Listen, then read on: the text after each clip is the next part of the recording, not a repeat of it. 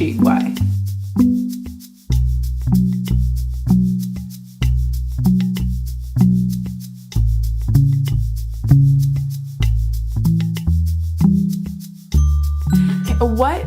When I say the word archaeology, what is the first thing that comes to your mind? Bones.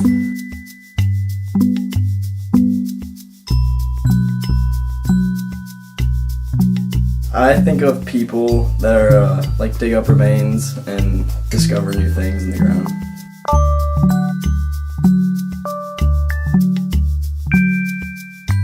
Excavation sites and scientists and bones.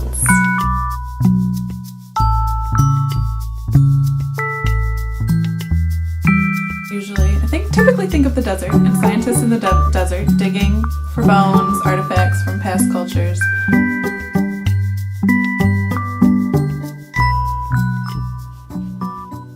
Archaeology is a subject that resembles that of outer space. People know it's there, and they more than likely have a general knowledge about the topic, but few ever take the time to really explore it. So what can be done? How can the public be moved? What exactly is archaeology? And why should we care about engaging with the dirt? Archaeology is the study of past human cultures. The things we're studying are far removed, either hundreds or thousands of years from where we are today. So we have to study them through the material remains that are left, be that historic or prehistoric. It's a puzzle. We're finding pieces in little pieces of a past entire culture and putting the puzzle back together. From a public perspective, generally you think archaeologists, you think Indiana Jones. And the way the TV and media portrays us as we're in it for the artifacts and we're in it for the big treasures and whatnot. Which, I mean, to a point, it's fair, and it's not all bad that that's how the media portrays us. Because then we still get people still know what we are. People still associate us with Indiana Jones. There could be worse things to associate us with. Whether that's fully accurate or not, there's more tedium to archaeology than Indiana Jones has ever portrayed. But I don't think that's always a bad thing. Often associated with skeletons in Indiana Jones, those who love archaeology work hard to make the public understand what exactly it is they are doing in the fields and labs. That is one of the biggest challenges, it seems. How to engage the public when such large misconceptions dominate the general knowledge of this subject. Perhaps the single most effective way to cure this misunderstanding is through simply teaching and involving the public in archaeology. Whether talking to those in a community, students in a classroom, or volunteers in the field, archaeologists have an important job that goes beyond just digging in the dirt. I love the excitement of the artifact, finding the artifact, even though it's not always about the actual artifact. It's what the artifact can tell us. So the challenge of it all, I think, is the exciting part. Mm-hmm. Every layer of dirt gives you so many more answers, or it's probably equally, it gives you so many more questions that you don't have an answer to.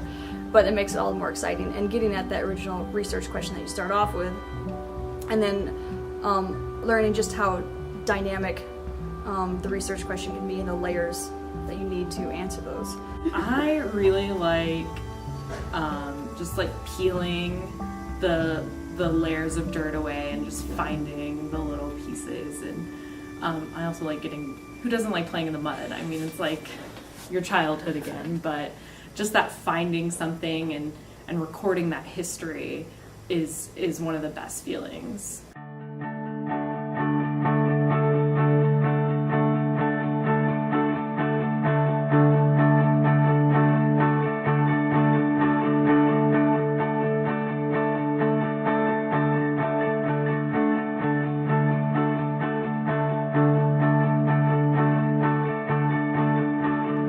And mostly I've worked for the Saginaw Chippewa Indian Tribe of Michigan on a very large project that we discovered in Flint. And that's also had a big sway in the outlook that I have on archaeology today. I used to see it as a way to kind of avoid people because you're studying past cultures through material remains, so you're not really dealing with like live cultures. They're still alive and they're still around, but it's slightly different. I study prehistory, so it's prior to European contact, so I'm studying things that are several hundred years old. And once I actually got involved in field archaeology and started working for native communities and things, it really became important to me to make archaeology applicable to native peoples and express it to the public. Like that what we do is important because it's hard to garner funding for people when they just like, oh, you're just outside like playing in the dirt and digging up dinosaurs. And engaged archaeology is when, yes, you're doing the archaeology, but engaging like the outside public, other students in the archaeology.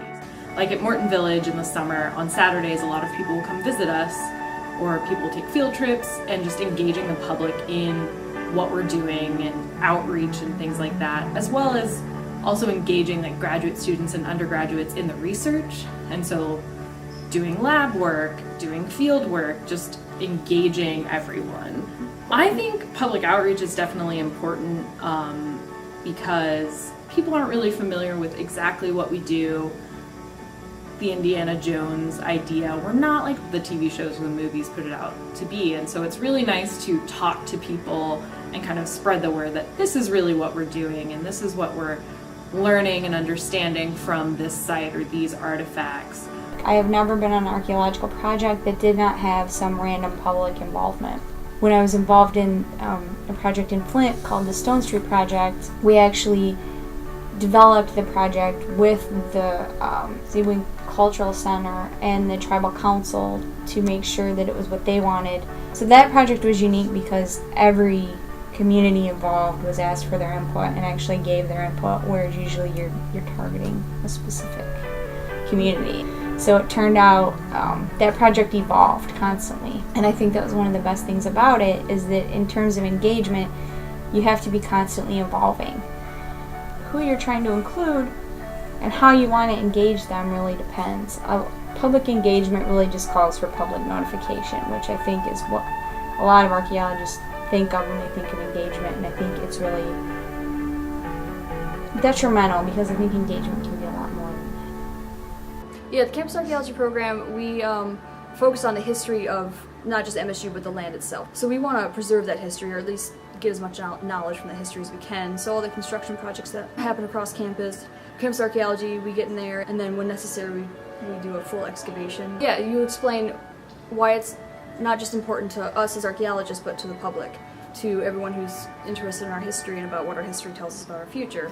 The construction workers, for example, they're really interested if you actually show them the physical parts of archaeology, the artifacts. They like to see the artifacts, that way they can put the grander idea into more context. Like, this is the awesome stuff we find in campus archaeology, and here's what it can tell us about the past and how we can apply that to our future and Spartan pride. So yeah, that's definitely an example of engagement, explaining to the public not just what everyone thinks we do as archaeologists, but how our research helps them and informs on our future. So yeah, our goal is to keep track of the history of MSU and then to explain that to the public and to MSU alumni. Patrick O'Donnell is an anthropology student at the University of Michigan. In the summer of 2013, Patrick O'Donnell spent time in the field with his cousin, who is an archaeologist. Having no prior specific training in archaeology, he came out of the experience with a deeper understanding of the field, as well as becoming a personal representative about how big of an impact getting the public involved in archaeology can have on the area of study itself. There's no trap doors or anything like that, no poison darts getting shot at you. It's honestly, you'll have your garment in your hand and you're just walking straight until somebody says, hold up, wait, process, whatever it is. Yeah, it's just much slower than people might think it is. Yeah, I think I'd be a good example for just like the transition between someone that's in the field and someone that has no idea, like might think it is Indiana Jones-esque. It's just like I said, I'm like so I study. It's my thing, kinda. And even when I got out there, I was just like, oh wow, this is not what I was expecting. And at first, I was like, yeah, that was pretty boring. But then once we started like recording sites and like you have to make inferences, like my cousin, his name's Ted, he would just immediately just see it as it was back in the day. So, and then go from there, and then later on you find like the rest of the site or something like that. It's like learning how to kind of just looking at the past, and not really knowing exactly, but being able to like have ideas of what might have happened. It's tough to explain to someone that hasn't really done it. I would say that just honestly go out, do a day in the field, and see what you think, and come back and then talk about it, because that's what we did. What are like some of the major misconceptions about archaeology? Okay, let's see. One, obviously, I've already talked about the Indiana Jones conundrum. Like, they think we are Indiana Jones. We're not, unfortunately. We don't swing around the jungle and things like that.